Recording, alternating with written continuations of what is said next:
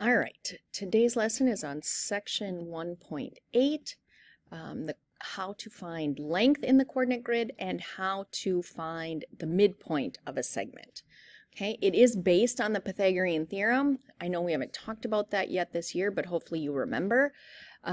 If your line is vertical or horizontal, you can just count spaces to find length. If it is a diagonal line, then you have to use something called the distance formula. Okay, and that's based on the coordinates of your points. Okay, so the distance formula is based on the Pythagorean theorem, as I said. This is the distance formula.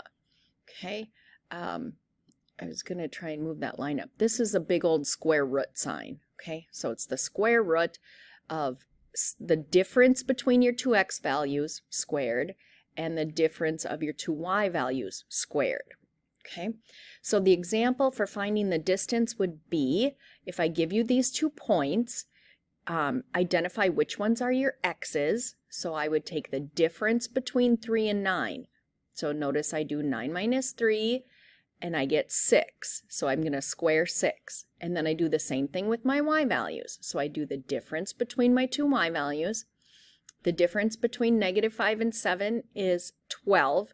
It doesn't matter whether you put -12 or +12 in here, because once you square it, it's going to turn positive anyway. So don't worry so much about, do I do -5 minus 7 or 7 minus -5? That part doesn't matter, because you're just looking for the difference between them. How many spaces are between them on the number line?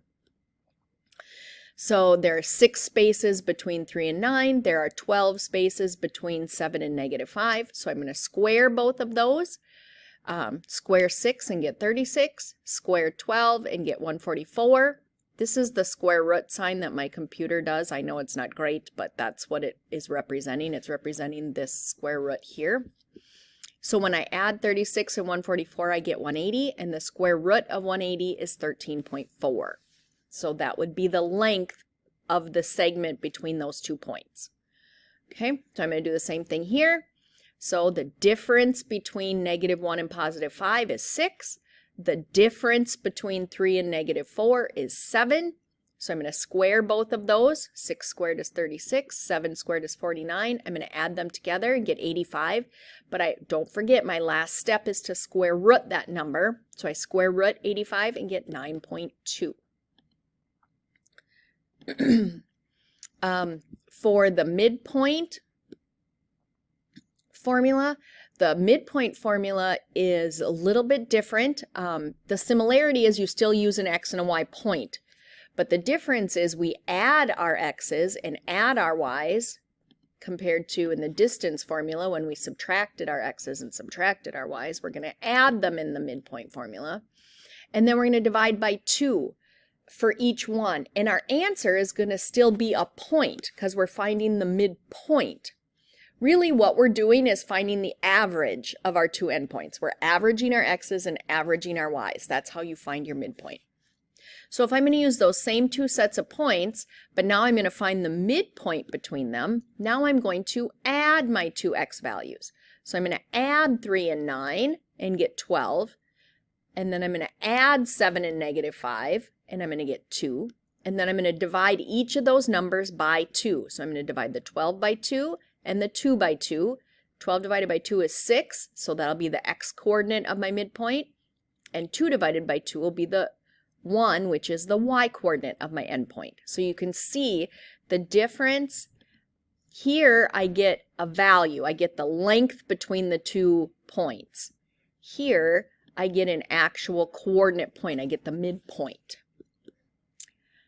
For the midpoint of these 2 points, and just another example, between -1 and 5, when I add those, -1 plus 5 would be 4. And when I add 4 and -2, I'm going to get 2. And then I divide each of them by 2. 4 divided by 2 is 2. That's the x coordinate of my midpoint. And 2 divided by 2 is 1. That's the y coordinate of my midpoint. So the midpoint, the point in the middle of these two, would be 2, 1. All right, that's how you use the midpoint and the distance formula. If I would give it to you as a graph and not just tell you what the points are, you would have to find the coordinates of your point first. So like this would be the point 8, 0, because it's 8 over and 0 up or down. This would be the point 1, 7, because I went 1 to the right and 7 up. So you'd have to find your two coordinates first and then use either of the formulas, whether it's distance or midpoint. Okay, that is the end of this lesson.